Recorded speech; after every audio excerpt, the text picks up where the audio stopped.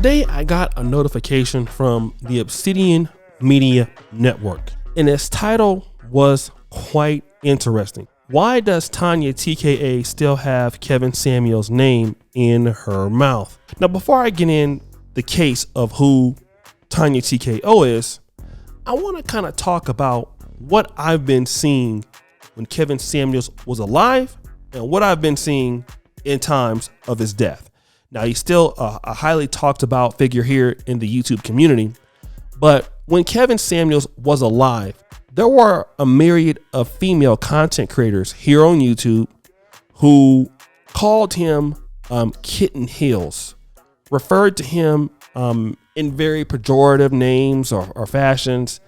Let's say calling him gay, picking up his criminal record if it was there, or trying to allude to that. Anything they can find out on him. And here's how Kevin Samuels played that. He never responded to the black female creators who talked about him in a negative way. He just ignored them and continued business as usual. And so the same response that Kevin Samuels is giving now in his death, obviously because he can't respond, is what he gave them while he was living. And you would expect that, since our brother is dead, they would stop talking about him, but they have not. And Tanya TKO and a myriad of others, they've been doing that also. Now, I don't know if it's because of lack of content strategy or inability to make good videos on YouTube. I'm not sure, but I kind of want to talk about this particular stream. Okay, now there's a few. One of them, and I'm going to play just maybe a small clip of this because I wanted to see, is it true that she's talking about Kevin Samuels? And yes, here she is responding to a video of his, September the 15th, I believe the date is. I'll play that and then I'll come back. Use that same towel and apply a nice dose of soap and spend 2 minutes washing your nuts. Don't just go 1 or 2 passes now, nigga. Wash your nuts. Wash up in the crack. Yep, you need to do that. And then you need to rinse that motherfucker out, do it again, and wash down the crack of your ass. Yep, down the crack of your ass. And then you need to actually, you need to look at it. And you need to wash until that motherfucker clean. Then you need to actually point away from the shower, bend over, and let the goddamn water run through there.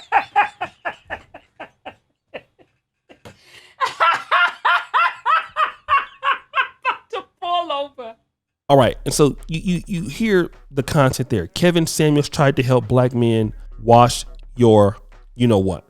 But now, not only that, there was a situation in which she is trying to put Kevin Samuels on a particular person who is a smaller content creator. And because she has a problem with, the father and the daughter, I guess this is the father of somebody that she was talking about there. She's trying to blame Kevin Samuels for a man who has a suit and tie on and has a physical resemblance to him as to why she's upset with Kevin. I'll play a clip of that. This is Reggie here. All right.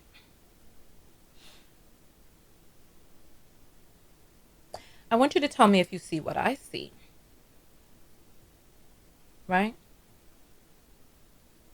What is your first impression? Looking at this man's face, looking into his eyes, looking at his countenance. What is your first impression? The tightness in his shoulders? That deadpan look? What's your first impression? Right? We're going to play it. Let me get the volume in the right area, but I want to know what's your first impression, right? Because when I saw this, I said, oh shit. I said, oh goodness. I said, what? Let's continue. I'll go. Yeah. Hey guys, how's it going? This is Reggie here. Hey, I want to talk a little bit about the things y'all men should be expecting from these women when y'all out here dating, man. All right. the first thing, make sure she respect you, man. You got to get that respect, because if she don't respect you, she's not going to love you, okay? Always make sure a woman respect you. And next thing, make sure a woman show you some loyalty. How she treating you, what she's saying behind your back when you're not in her presence, all right? Always make sure she's loyal to you. Another thing, make sure she's loving on you too, man. You deserve the love, you know, that if you're treating her some kind of way, you deserve love and stuff. So, guys, what is really going on here? All right. And I think that what you're seeing with some of these female creators, there's even one that I'll get to separately that said that black women, get this, are better off as slaves to white men than being with black men. I'll let you guess on who said that. But now I want to get back to women like Tanya TKO. Obsidian made the point that certain people in the black YouTube community are just here to start arguments or to look for problems. That's what the content is about. They're here not to make any sort of valuable content, just to basically, tear people down or to disrespect others and things like that. And this is what I want to say. When you see women like this, the main thing is black men are paying attention. All right. Now, when you're talking about you want these sort of brothers to protect you, you want these particular black men to do things for you, you want them to go stay here in America. I think when they look at maybe negative feelings that they have towards people in our community, they listen to what something like Tanya TKO is talking about. And they just go through her videos and you'll see that there's definitely a problem and a vitriol towards African American men. Now, let me just say this. Are there some black men out there that need to be called out? Absolutely. Just like there's some black women out there that need to be called out. But see, for me, I don't need to have some type of bone with black women or with people in my community, because it's not fair for a black woman to come into a situation that, she's paying for something that somebody else did to me, when really it's not the case. I don't need to have the level of toxicity towards that. But when you look at toxicity in, a lot of black social media content, you'd be surprised of how much it comes from. And I will say this many times, not just, black male content creators. It goes overlooked when it's women that's doing it. And I'm sorry, in my honest opinion, Tanya TKO, some of the things she talks about, if not many things she talks about, there's a high level of toxicity in what she's talking about. And I think that anybody clearly can see that there's a biased representation towards black men. And I mean, when Kevin Samuels was alive, it was just all the time. Cynthia G was the same thing all the time. And then when you think about, you're saying this because you want to motivate these black men to do something for you. How do you achieve that? Because I hear that all the time. Oh no, I just want black men to do better. Really? I mean, when Tommy Sotomayor had the same sort of narrative towards black women, y'all didn't feel that way.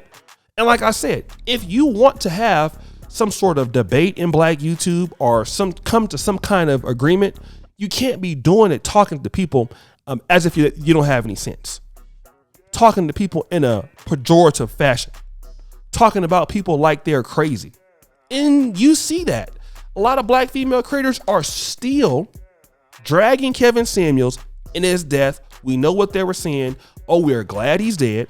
Now, and had that have been some of their family members, that might be, in the Pookie and Ray Ray class, you'd be ready to fight somebody. Again, having no particular empathy or sympathy for what somebody else is going through. And it's ridiculous. But such pages get to exist on Facebook, on Instagram. And, the only thing that's really required is that men never be toxic. And then you have certain creators on the female side who are just saying whatever they want to say that are also in violation. But guys, what do you think? It's your boy, O'Shea Duke Jackson, back at it again. Another episode of Celebrity Drunk. Appreciate you for all that you do. I'm out.